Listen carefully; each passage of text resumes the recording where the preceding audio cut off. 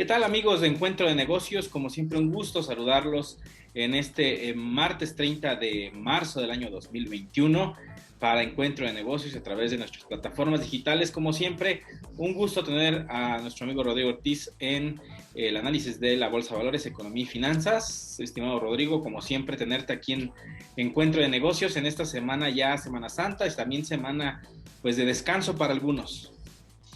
Muy buenas tardes, mi estimado Brian. Un gusto una vez más poder estar aquí contigo. Claro, Semana Santa, pero aquí estamos nosotros manteniéndolos informados, estimado. Así es, estimado, creo que es una semana que de cierta forma va a estar algo calmada, pero que traemos información interesante de lo que está pasando alrededor del mundo, mi estimado Rodrigo. ¿Cómo se han comportado los mercados en esta semana que pasó? Pues mira, mi estimado Brian, la semana pasada los mercados estuvieron de fiesta, cerraron muy cerca de sus máximos históricos, sigue la fiesta en las bolsas. Sin embargo, el día lunes abren temerosos y cierran temerosos. México y el Dow Jones de Estados Unidos suben. México sube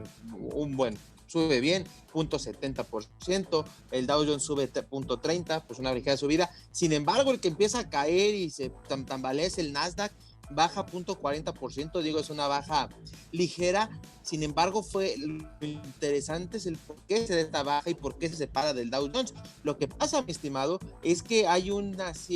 cierto nerviosismo a que ya va a empezar la venta de acciones tecnológicas. Lo hemos dicho aquí, vemos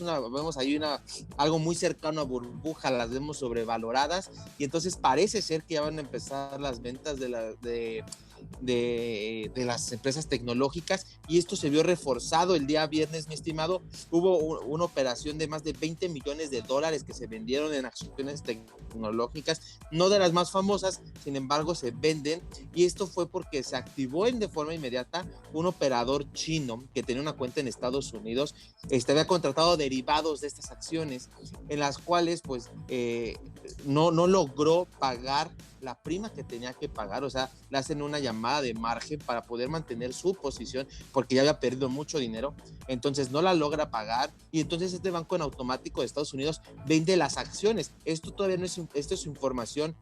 confidencial, entonces no se han dado muchos nombres a la luz, pero ya se sabe que fue porque no pagó la llamada de margen. Se venden estas acciones, mi estimado, de tecnología, y esto le da nerviosismo al mercado porque bueno, fueron 20 millones de dólares, no es una operación común que se vendan de jalón 20 millones de dólares en acciones, y entonces da nerviosismo al mercado de que esto se pueda empezar a replicar, porque pues empiezan a vencer los contratos, mi estimado. Entonces, si en algún otro lado alguien más está operando derivados de las acciones tecnológicas y ya lleva mucho dinero perdido y no puede pagar esas llamadas de margen, pues pueden empezar a explotar estos contratos, ya que mucha gente o está apostando en contra de las acciones tecnológicas porque han subido de gran manera. Entonces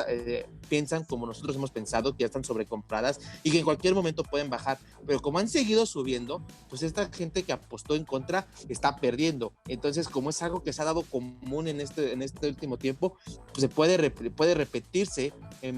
con varios inversionistas, y entonces ahora sí, como van a salir a vender muchísimos porque estaban en oposiciones contrarias y quieren cerrar posición y demás, algo similar a GameStop, pero ahora del otro lado, entonces pues puede ser que esta vez explote esa burbuja, pero desde el mercado de derivados. Entonces hay ese nerviosismo, está un poco candente, estamos esperando más noticias, que salga de manera oficial y no solo esos correos que se filtran. Pero pues un tema interesante ahí con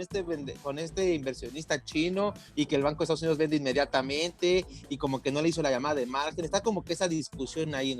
mi estimado. Sí, y llama llama muchísimo la atención porque en este momento, en esta, podríamos llamarle que es una pequeña guerra fría con Estados Unidos, China y algunas potencias de Occidente y sus aliados. Pareciera que es una llamada de atención sumado también a un intento de querer, pues de cierta forma, mantener una fuerza económica por parte de Estados Unidos, que Estados Unidos quiera mantener ese poderío, porque hemos visto en los últimos días sanciones que han impuesto el gobierno chino a ciudadanos canadienses, por ejemplo, pero es en el mismo escenario, que es un escenario político, hablando de Huawei, que ha estado siendo bloqueado por algunos países que son aliados de Estados Unidos para que la empresa no siga ofreciendo sus productos o servicios, y principalmente la tecnología 5G, para, pues bueno, es como tal una guerra comercial. Están bloqueando a una empresa privada, porque al final esto es, y pareciera que Estados Unidos, ya sin Donald Trump, porque pareciera que el protagonista de la guerra comercial era Donald Trump, está comenzando a intimidar a empresarios chinos. Pareciera que es como que una señal, una pequeña, pues, como llamada de atención, si lo podemos llamar así, porque pareciera que esta guerra comercial va a continuar, y hay señales de que se esté dando esto que comentas de las acciones. Podría ser un escenario similar, estimado. Así es, mi estimado, eso es lo que justamente se rumora. Recordemos que unas semanas atrás se estaban peleando las bolsas de valores de China y Estados Unidos, porque Estados Unidos quería deslistar algunas empresas chinas, ya no quería que se comercializaran, y entonces China estaba viendo la opción de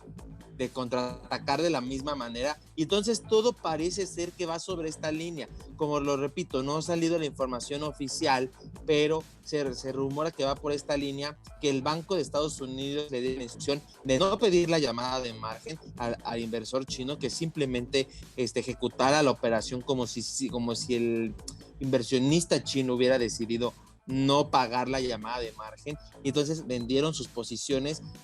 sin que él estuviera de acuerdo, o sin que él supiera. Entonces sí, mi estimado, todo parece indicar que es esto que dices, como una especie de guerra fría, de guerra comercial que todavía se expande entre Estados Unidos y China, demostrando quién manda. Por ahí se rumora que por ahí va, mi estimado, estamos esperando la información oficial, pero sí, yo coincido de que es todavía como una parte de represalias de Estados Unidos ante China, mi estimado.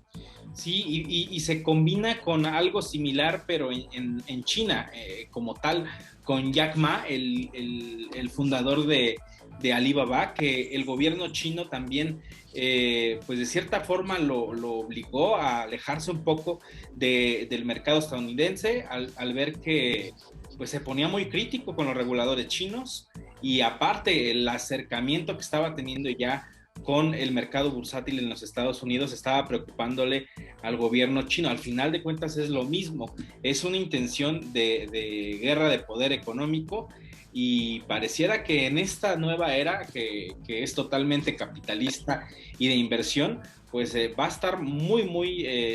adentrados en desencuentros que están teniendo ambas potencias, y que seguramente lo vamos a ver agudizarse en los próximos meses, cuando empiece una recuperación, cuando ya quede el asunto de la pandemia ya superado, y que comience nuevamente a la carrera por ser la primera potencia económica en el caso de China, que parece ser que va muy acelerado, y que uno de sus principales estrategias clave son el hecho de que tienen el único país que tiene una empresa que tiene tecnología 5G, aunque haya otras como Nokia que pretende venderlo como tal, que muchos saben que no es así, que es un 4.5G muy veloz, pero no es una velocidad que tiene Huawei. Entonces creo que es algo que está llamando mucho la atención, es una guerra fría económica y comercial, y lo vamos a ver agudizarse, estimado. No falta mucho seguramente para que la reactivación económica vuelva a nivel mundial, y esto convierta a Estados Unidos y a China en protagonistas nuevamente de esta guerra comercial que ya viene años consumándose, y parece ser que expandiéndose. Así es, mi estimado, justo ahorita que mencionas esto último de guerras comerciales, del desarrollo, del crecimiento económico, que parece que la pandemia empieza a quedar atrás y que pues, lo vamos a reactivar, pues me gustaría tocar ahí un tema bastante interesante, porque esta parte del crecimiento económico, mi estimado, cada vez está más en tela de juicio. Cada vez vemos cómo nuestras cadenas productivas están en mayor peligro. Vemos que son muy sensibles a cualquier cambio. Lo vimos desde hace un año con la pandemia, donde con China, simplemente cuando solo China se encerró, las cadenas productivas sufrieron demasiado, y cuando China se abrió, las cadenas productivas sintieron un respiro, pero que hoy en día ese comercio internacional sigue un poco varado, un poco en calma por la cuestión de las restricciones y demás entre países por la pandemia. Y se da un nuevo caso muy sonado, yo creo que todos lo han escuchado esta semana, de un barco que encalla en un canal ahí sobre Egipto, y que sí, ahí encalla, y que es un canal por el cual pasa el 12% del comercio internacional a nivel mundial, y que se mueven miles de millones de dólares por día por ese canal, y estaba encallado, el canal estaba cerrado. Tardaron 5 días en poder desencallar, en poder sacar el barco, y que pues sigue su camino. Sin embargo, no saben cuándo van a reabrir el canal al resto de barcos. Este barco encalla por una tormenta de arena que se da en el desierto del Sahara, fuertes vientos. Imagínate la fuerza del viento que alcanza a mover al barco, lo pone de lado, y aparte la poca visibilidad que tenía el conductor por la tormenta de arena, pues encalla y demás. Pero entonces nos vemos esa fragilidad que existe en nuestras cadenas productivas, en el modelo de la economía mundial, cómo está pendiente de un hilo, cómo una cosa tan sencilla como una tormenta de arena puede afectar tan fuertemente a la economía, al comercio internacional. Entonces, creo que es una reflexión interesante que debemos de hacer para buscar más opciones de cadenas de producción, a lo mejor sí buscarlas un poco más locales, o no hacer que dependan tanto así de una cosa tan simple, porque no solo este barco encallado, sino todos los que alrededor se pararon. Entonces es esa parte de que tú estás esperando tu mercancía y no llega porque un barco está encallado. Entonces, como que buscar más alternativas a las que ya tenemos, porque creo que si no, cualquier cosita va a estar golpeando muy fuerte a la economía, porque va a mover estas cadenas y simplemente, ¡pum!, todo se va a venir al traste, mi estimado. Sí, y creo que principalmente es la única alternativa que existe en esa zona del mundo para que puedan cruzar los navíos y que no tengan que rodear todo el continente africano, que al final son todos los productos que vienen de Asia y de Medio Oriente principalmente el petróleo, que también subió ligeramente mientras estuvo bloqueado el canal de Suez, y hay alternativas distintas, y que inclusive los rusos y los chinos han propuesto que exista una ruta por el Ártico, que pudieran los barcos tener como que otro camino para que pudieran transportar mercancías y tener alternativas, porque es un claro ejemplo de cómo un pequeño bloqueo en una zona estratégica del planeta pues ha provocado pérdidas multimillonarias. Es lo equivalente al canal de Panamá aquí en el continente americano, el canal de Suez, y que no queremos imaginar si esto llega a pasar en el canal de Panamá, porque es una situación similar. No hay otro cruce que permita hacer más cortas las distancias entre el continente americano a través del Océano Pacífico y el Atlántico. Es también un canal sumamente importantísimo para el comercio mundial. Por ahí está una alternativa que están construyendo en Nicaragua, que el canal de Nicaragua, que es prácticamente paralelo al canal de Panamá, y que, bueno, esa es una alternativa al menos, aunque hay también intereses geopolíticos ahí para que no se construya, pero pareciera que es una alternativa que puede ser sumamente importante, y que en este momento en el que la economía está muy frágil, porque hablar de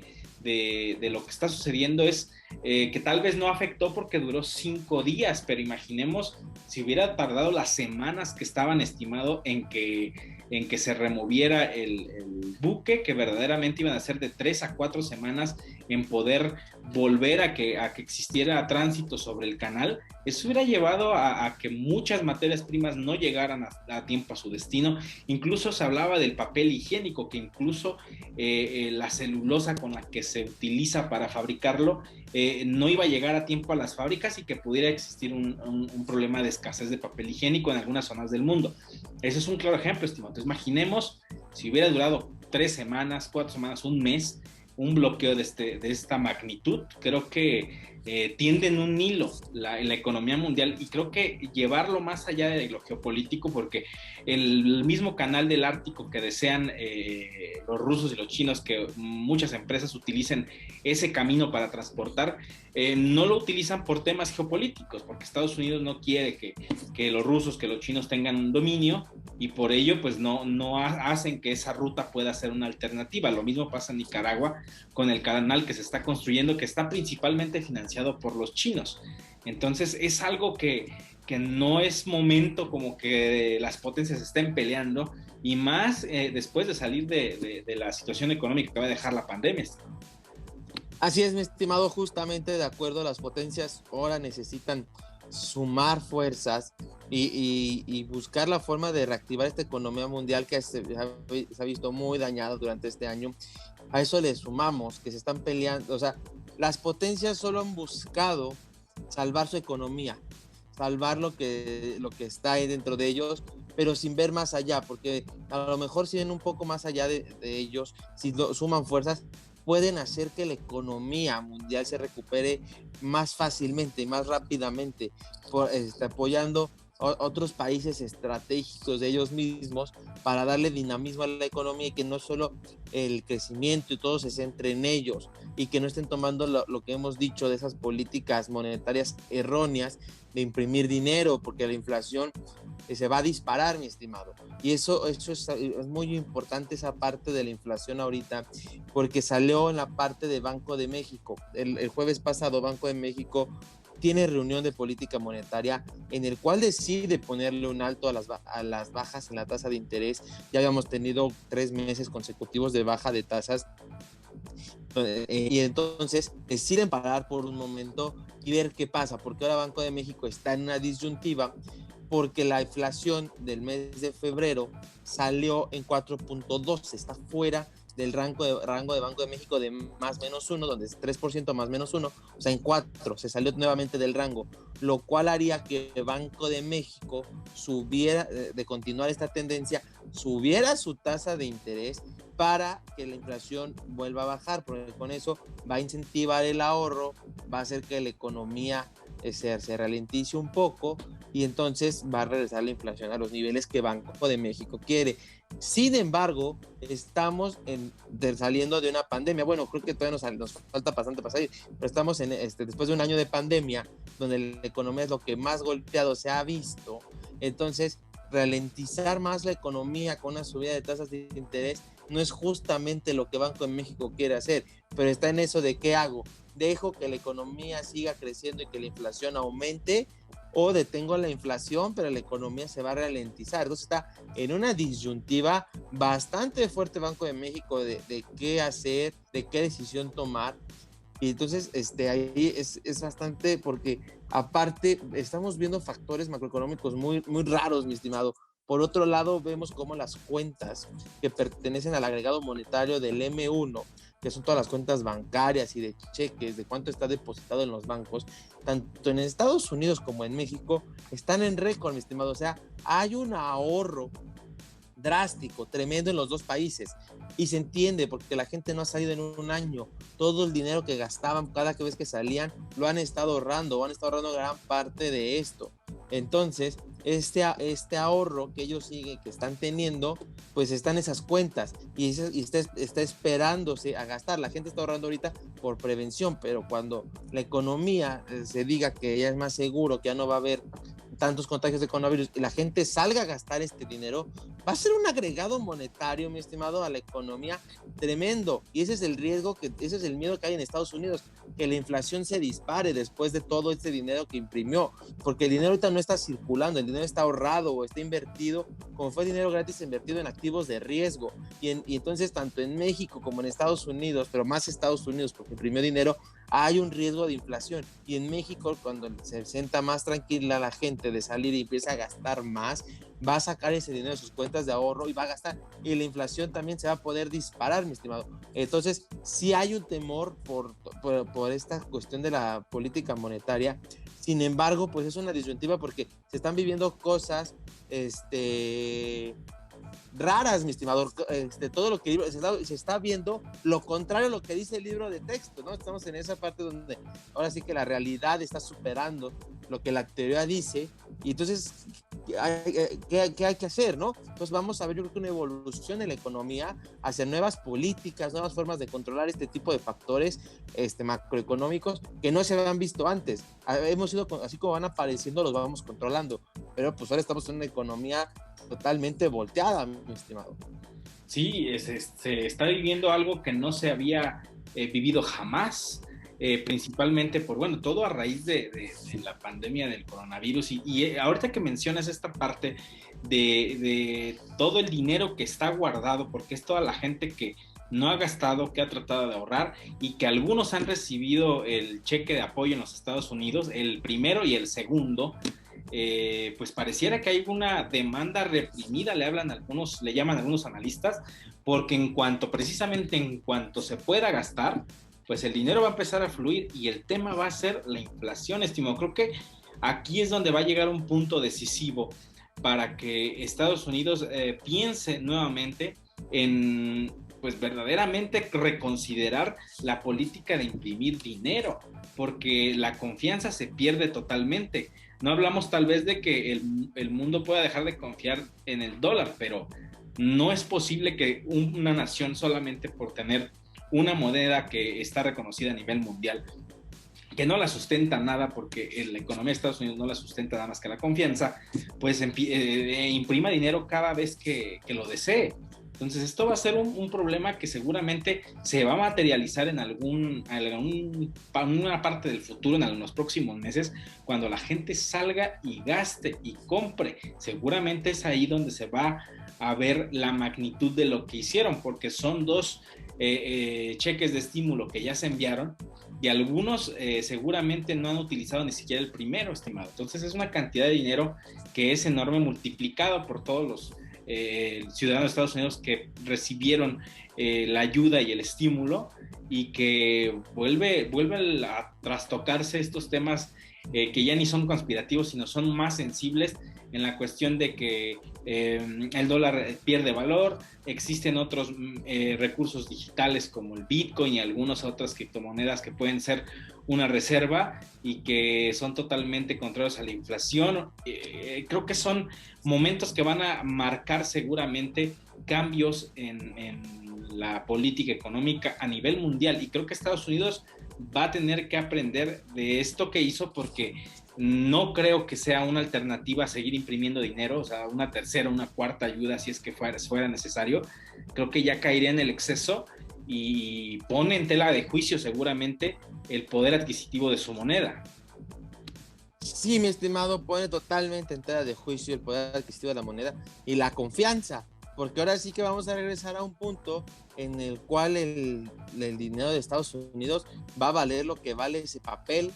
que le llamamos dólar, o sea, centavos. No está respaldado ni con producción, ni con oro, ni con nada, la confianza que deberíamos de tenerle. Y entonces es por eso que Estados Unidos ya debe de dejar de imprimir dinero, de simplemente dinamizar su economía, reactivarla y buscar otra forma que no sea dando dinero, porque si no, la economía mundial se lo va a cobrar, le va a cobrar con inflación, va a seguir teniendo tasas de intereses bastante bajas que no le producen dinero a la gente, y además puede perder la confianza y la gente dejará de usar el dólar. Entonces sí, totalmente de acuerdo, mi estimado. Estados Unidos creo que no está haciendo lo adecuado. Creo que al inicio sí fue una forma correcta, pero este segundo paquete de estímulos creo que lo deja más bien mal parado ante la confianza de la gente. Pero bueno, vamos a ver qué pasa y vamos a ver cómo vamos a escribir los nuevos libros de texto de la economía, mi estimado. Así es, estimado. Creo que es algo que sin duda alguna se va a ver, como lo decíamos, se va a ver en los próximos meses, cuando todo empiece a relajarse en la cuestión de las medidas sanitarias, comience a existir la salida de personas en Estados Unidos, la actividad económica se empiece a reactivar ya de manera más intensa, y veamos cómo van a llover dólares por todos lados, pero seguramente el problema de la inflación va a ser algo que va a ser un tema muy, muy importante a tocar en los próximos meses. Mi estimado Rodrigo, pues llegamos a la parte final del programa para Radio Nicolaita, y pues bueno, como siempre es un gusto tenerte, como siempre, cada semana aquí en el podcast y por supuesto también en radio.